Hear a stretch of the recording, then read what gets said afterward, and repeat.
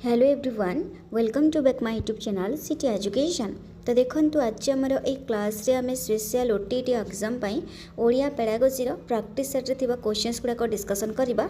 जदि आपण माने स्पेशल ओटीटी फ्रेश ओटीटी किंबा जूनियर टीचर एग्जाम पई प्रिपेयर करछंती आज रो क्लास रे बहुत हेल्पफुल रहइबो। जहाँ भी किछि क्वेश्चंस होउची आपणकर एग्जाम रे आसीबा बोली क्वेश्चंस होउची आपणकर प्रैक्टिस होई जिवो। आ ए टाइप रो जदि क्वेश्चंस आसे किंबा टिके बुले बंके मध्ये क्वेश्चंस आसीबो ताहेले मध्ये आपण माने सठिक भाव में अटेंड करि पारिबे।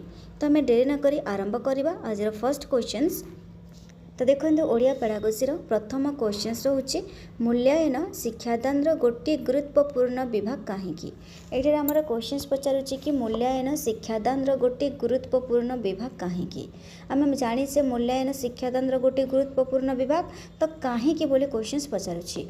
ये रही मूल्यांकन शिक्षार्थी मानकर अनेक उपकार मिले।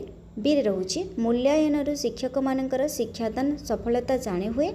सी रोचे मूल्यांकन उत्तीर्ण अनुत्तीर्ण संभव हुए। डी रोचे मूल्यांकन शिक्षण गोटे गुरुत्वपूर्ण अंग। तो मूल्यांकन को शिक्षादान कहीं आम गुरुत्वपूर्ण विभाग बोली कही था कहीं देखो मूल्यांकन शिक्षण गोटे गुरुत्वपूर्ण अंग। तो ऑप्शन से डी आसीज करेक्ट आंसर कि मूल्यांकन शिक्षण गोटे गुरुत्वपूर्ण अंग से आम मूल्यांकन को शिक्षादान गुरुत्वपूर्ण विभाग बोली कही था। देखो परवर्ती क्वेश्चन सेकंड क्वेश्चन जहाँकि रोचे कि मूल्यांकन उद्देश्य क्योंटी नुह। जो चार्टा ऑप्शंस देती चार्टा ऑप्शंस कौटा मूल्यांकन उद्देश्य नुह बोली पचारुची। ए रही दुर्बलतार चिन्हटीकरण। बी रोचे दुर्बलतार चिन्हटीकरण और तार प्रतिकारमूलक कार्य। सी रोचे मूल्यांकन शिक्षार्थीर प्रगति रे सहाय्य करे। डी रोचे मूल्यांकन प्रगति रे बाधा दिए। तो ये चार्टा ऑप्शंस कौटा आमर मूल्यांकन उद्देश्य नुह। तो यहाँ देखो मूल्यांकन जार देखो मूल्यांकन यहाँ दि जाए डी रे कि मूल्यांकन प्रगति रे बाधा दिए बोली कहुई। तो मूल्यांकनटी प्रगति रे बाधा दे न थाए सेटा साहाय्य करि थाए। ठीक अच्छे आ मूल्यांकन दुर्बलता को चिन्हटीकरण करिथाए। तापर दुर्बलता चिन्हटीकरण पर तार प्रतिकारमूलक कार्य मध्य करा जाय थाए। आ मूल्यांकन शिक्षार्थीर प्रगति रे साहाय्य करिथाए। जेहेतु आमको एठारे प्रगति रे बाधा दिए बोली पचारुची तेणुकर ऑप्शंस डी आसीजिबो करेक्ट आंसर। एटा मूल्यांकन उद्देश्य नुह। तापर देखो परवर्ती क्वेश्चंस रोची थर्ड रे मूल्यांकन किपरि हेबा उचित परीक्षण संबंधी। बी रोची पाठ्यक्रम उद्देश्य आधारित। सी रोची सहज और सरल। डी रोची वर्षकर थरे मात्र।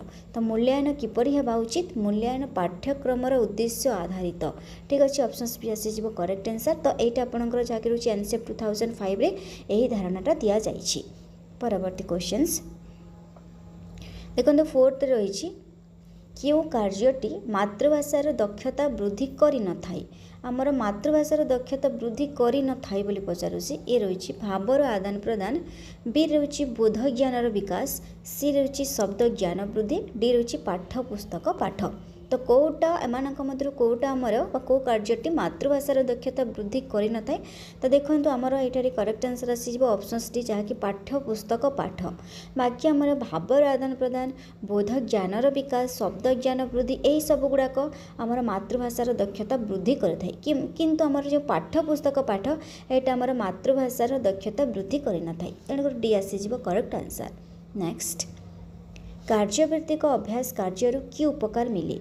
ए रही शिक्षक सुविधारे शिक्षादान करती। बी रही पिला माने नीरव श्रोता होती। सी रही शिक्षार्थी निजे सबु करे शिक्षक सहायक हुंती। डी रही पिला किसी करने को पड़े ना। तो कार्यभित्तिक अभ्यास कार्य कि उपकार मिली थाए। तो ऑप्शन से जहाँकि शिक्षार्थी निजे सबु करे शिक्षार्थी निजे सबु करे शिक्षार्थी से सहायक हुंती। ओके तो ऑप्शन से सी आसीज करेक्ट आंसर। परवर्ती क्वेश्चंस स्वमूल्यांकन शिक्षार्थी क्यों उपकार पाए। स्वमूल्यांकन माने कौन स्व माने निजे। तो ये रही देखते निजे निजक मापे। बी रही निजे सब जानीपे। सी रही कहार आवश्यकता लोड़े ना। डी रही शिक्षार्थी आत्मविश्वास बढ़े। तो स्वमूल्यांकन शिक्षार्थी कौन उपकार होता है माने शिक्षार्थी आत्मविश्वास बढ़ी था स्वमूल्यांकन। तो ऑप्शन से डी आसीज करेक्ट आंसर। परवर्ती क्वेश्चंस प्रथम श्रेणी रे शिशुर भाषा साहित्य रे 50% मौखिक रखा जाए कहीं। तो आपण मैंने जानी प्रथम श्रेणी जो आमर साहित्य बही रोचे तो सहीटारे शिशुपाई 50% मौखिक रखा जाए और 50% लिखित रखा जाए। तो कहीं बोले पचारूँ ये रोचे शिशुर लेखन दक्षतार विकास घटी न थाए। बी रोचे शिशु लिखित परीक्षा चाहे ना, सी रोचे शिशुर लिखित परीक्षा पर समय न थाए, डी रोचे शिशुर कथन शक्तिर विकास होता है। तो कौन पाई प्रथम श्रेणीर साहित्य आमर जो भाषा साहित्य रोचे से 50% मौखिक रखा जाए कहीं देखो शिशुर लिखन दक्षतार विकास घटी न थाए कहीं से प्रथम श्रेणी रे अटे प्रथम श्रेणीर जेहेतु से प्रथम कर स्कूल को जाए तेणुक से तार लिखन दक्षतार विकास घटी न थाए तेणुक तार भाषा साहित्य 50% मौखिक रखा जाए। तापर देखो नेक्स्ट क्वेश्चंस शिशुर बोध ज्ञान आहरण क्यों दक्षता जो होता है।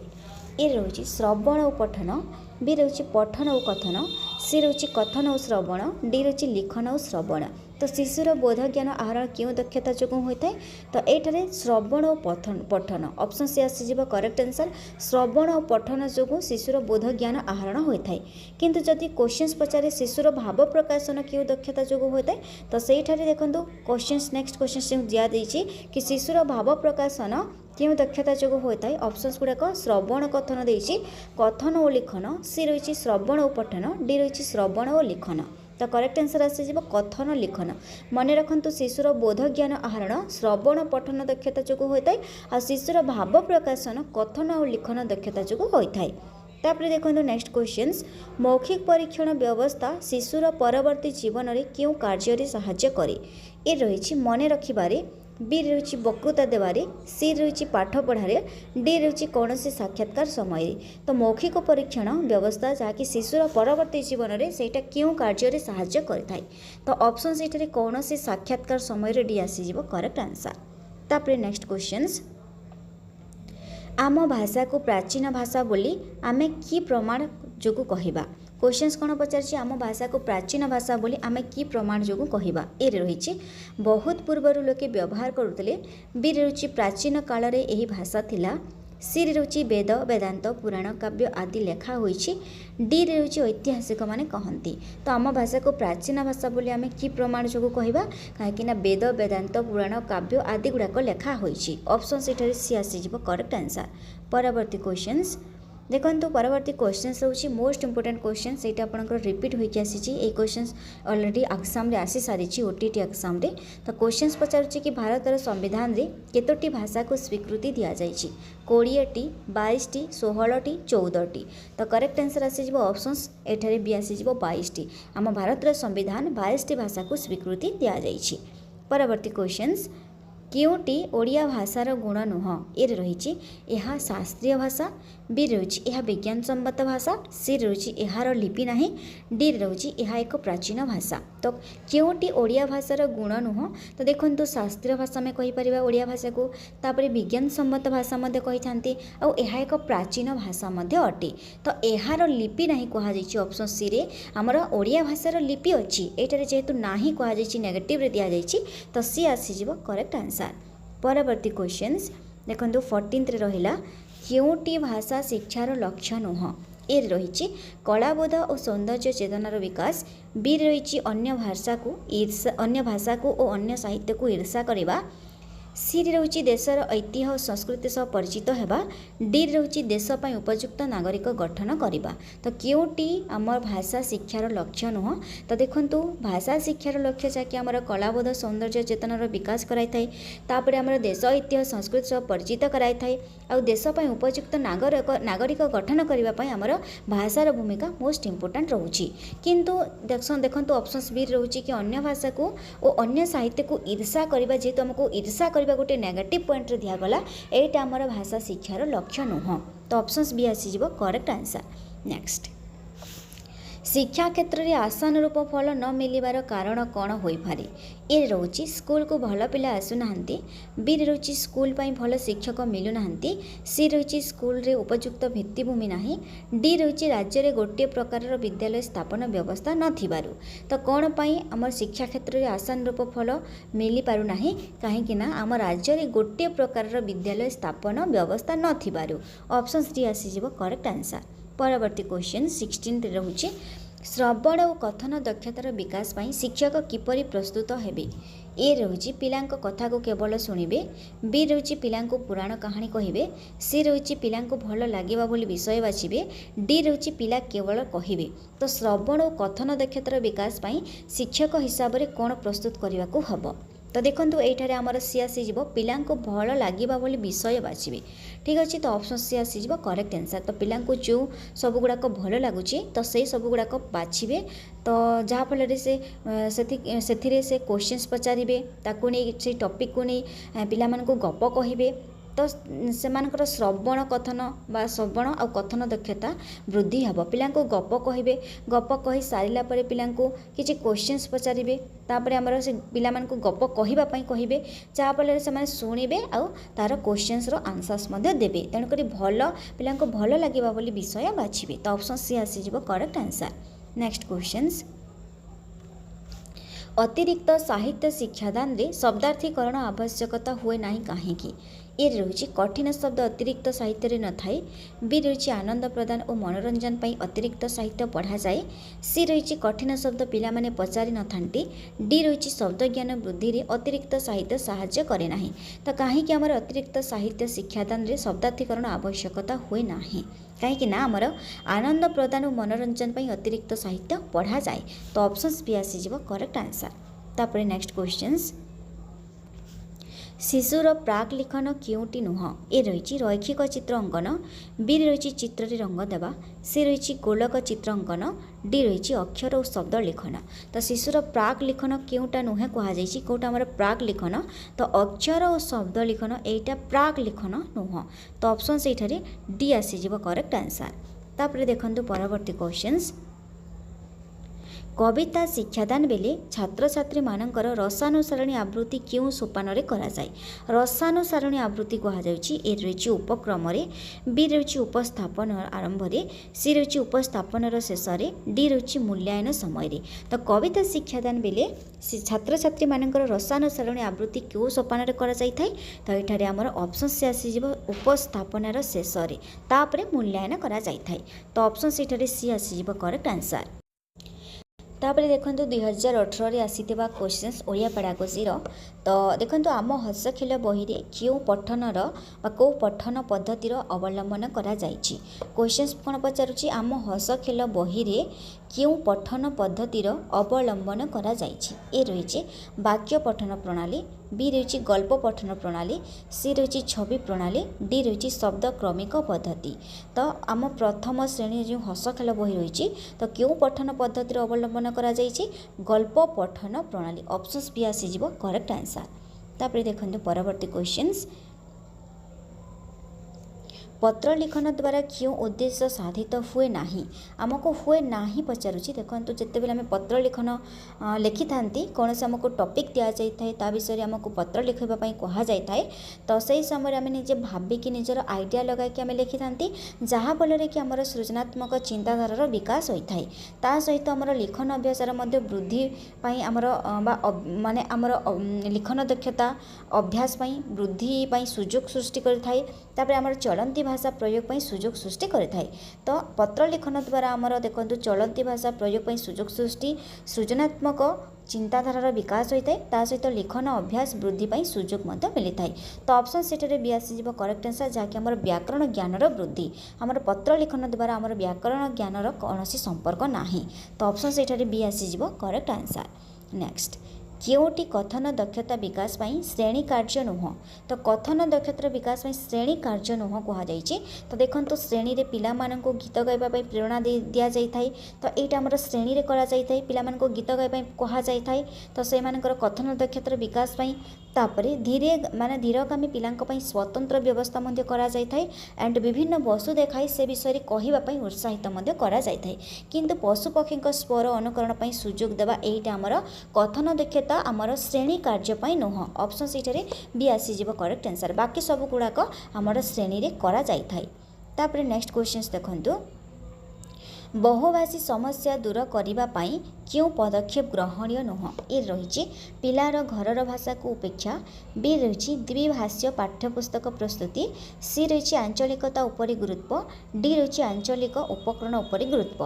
तो बहुभाषी समस्या दूर करने क्यों पदक्षेप ग्रहणीय नुह तो आमर आंचलिकता उपरि गुरुत्व ऑप्शन से सी आसीज करेक्ट आंसर।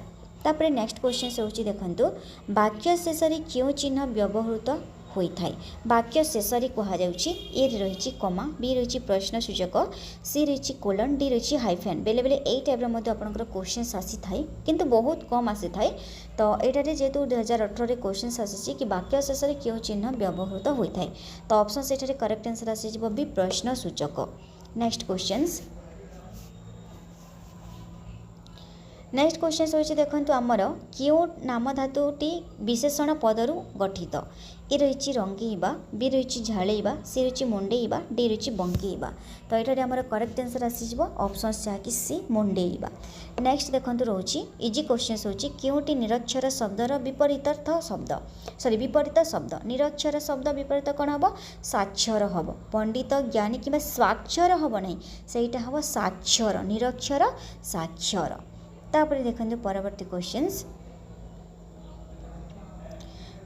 क्वेश्चंस रोची प्राथमिक स्तर रे क्योंटी मातृभाषा शिक्षार उद्देश्य नुह आमको प्राथमिक स्तर रे कहा जाउची। तो ए रही देखंतु भाव ग्रहण और भाव प्रकाश शक्तिर वृद्धि कराइबा बी रही व्यावहारिक व्याकरण उपरि गुरुत्व प्रदान करिबा सी रही श्रवण कथन पठन और लेखन शक्तिर वृद्धि कराइबा डी रही मानवीय गुणगुड़िकर विकास कराइबा। तो प्राथमिक स्तर रे क्योंटा मातृभाषा शिक्षार उद्देश्य नुह तो ये ऑप्शन डी आसीजिवो मानवीय गुणगुड़िकर विकास कराइबा। बहु पुराणा अर्थरे क्यों रूढ़ीटी व्यवहृत हुए ए रही बहु पुराणा कहुई देखंतु असिया कालर मसीहा बी रही गुजरण मेंटाइबा सी रही कलाकाट पड़ीजा डी रही फटई हेबा। तो बहु पुराणा कहले आमे कौन बुझीबा असिया कालर मसीहा ऑप्शन डी आसीज correct answer. Next questions next होची देखंतु क्योंटी बन्नाशुद्धि निराकरण उपाय नुह एटा रिपीटेड क्वेश्चंस आपणकर प्राय थर ओटीटी एग्जाम रे क्वेश्चंस आसुची कि क्वेश्चंस पचारे कि बन्नाशुद्धि निराकरण उपाय नुह ऑप्शंस गुड़ाक रही देखंतु बनान खेल बी रही श्रुत लेखन सी रही त्रुटिपूर्ण उच्चारण डी रही दृष्ट लेखन। तो यही क्वेश्चंस मु बहुत थर ऑलरेडी डिस्कशन कर सारी आपण मैंने जदि से वीडियो देखि जानीपारे तो यहीटा आपंक रहा होमवर्क। तो यार आंसर मते कमेंट रे जणाइबे 49 जहाँकि क्योंटी बन्नाशुद्धि निराकरण उपाय नुह। ओके तापर देखिना नेक्स्ट क्वेश्चंस तापर परवर्ती क्वेश्चन होची देखंतु क्योंटी स्वशिक्षण दक्षतार विकास में उपयोगी स्वशिक्षण देखंतु स्वशिक्षण कह स्वशिक्षण माने निजे निजे पढ़ा। तो ए रही अभिधान देखि शब्दार्थ खोजा बी रही शुणिथिबा गप को कहवा सी रही घरे व्यवहार करा शब्द गुड़िकर तालिका प्रस्तुत करवा डी रही विपरीतार्थ बोधक शब्द लिखा माने स्वशिक्षण दक्षतार विकास में कोटा उपयोगी। तो अभिधान देखि शब्दार्थ खोजा निजे आम डिक्शनरी व्यवहार करके आम निजे शब्द गुड़िक खोजा सहीटा आमर स्वशिक्षण दक्षतार विकास में दरकार। तो ऑप्शन से आसीज करेक्ट आंसर। परवर्ती क्वेश्चन होची देखंतु भूल बनान थिबा शब्द चारिपटे गोल बुलाइबा को कहा जाइतिले ता क्यों प्रकार प्रश्न मेलक प्रश्न हेनी से मैचिंग टेस्ट दृष्टांतमूलक हेनी देखिक लिखा जमी गोटे एग्जांपल होची देखंतु जेपरि आमको दिया जाइछि विज्ञान रो वैज्ञानिक हुए सेहीपरि भूगोल रो कौन हम। तो प्रथमे आमको ऑलरेडी गोटे दिया जाइछि कि भूगोल रो भौगोलिक ठीक अच्छे कि विज्ञान रो वैज्ञानिक तो सही हिसाब से भूगोल रू कौन हम सहीटा हम दृष्टांतमूलक गोटे उदाहरण दिया उदाहरण को देखिए आम नेक्स्ट टाइप क्वेश्चंस नेक्स्ट जो क्वेश्चंस देते तार आंसर करवा। तापर आम सत्यासत्यमूलक हम नहीं सहीटा हम कौन उत्तर मनोनयनमूलक सहीटा आम चूज करके तार चारिपटे गोल बुलाइबा ठीक अच्छे। तो ऑप्शन से डी आसीज करेक्ट आंसर।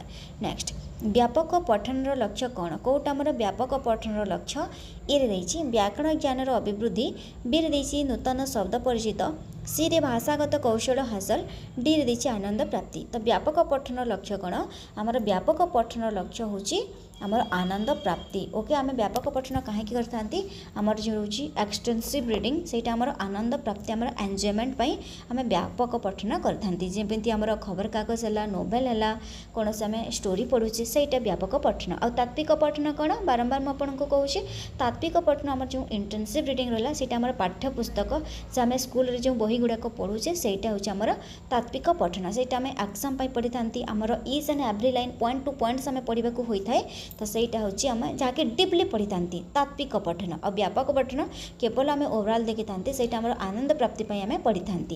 तापर देखो परवर्ती क्वेश्चंस क्योंटी सूर्य शब्दर प्रतिशब्द नुह ए रही सविता बी रही भास्कर सी रही दीनबंधु डी रही विवस्वान। तो देखो सूर्यर प्रतिशब्द आम जानी सविता है भास्कर दीनबंधु यही सब गुड़ाक सूर्यर प्रतिशब्द किंतु विवस्वान एटा आमर सूर्यर प्रतिशब्द नुह। तापर देखो शेष प्रश्न रोचे जोटा कि आमर भ्रमण यह क्यों पद सर्वनाम क्रिया विशेष विशेषण। तो भ्रमण को माने कौन कही कि भ्रमण को पद बोली कहुच्छी तो भ्रमण एक विशेष पद ऑप्शन सीटारे सी आसीज करेक्ट आंसर।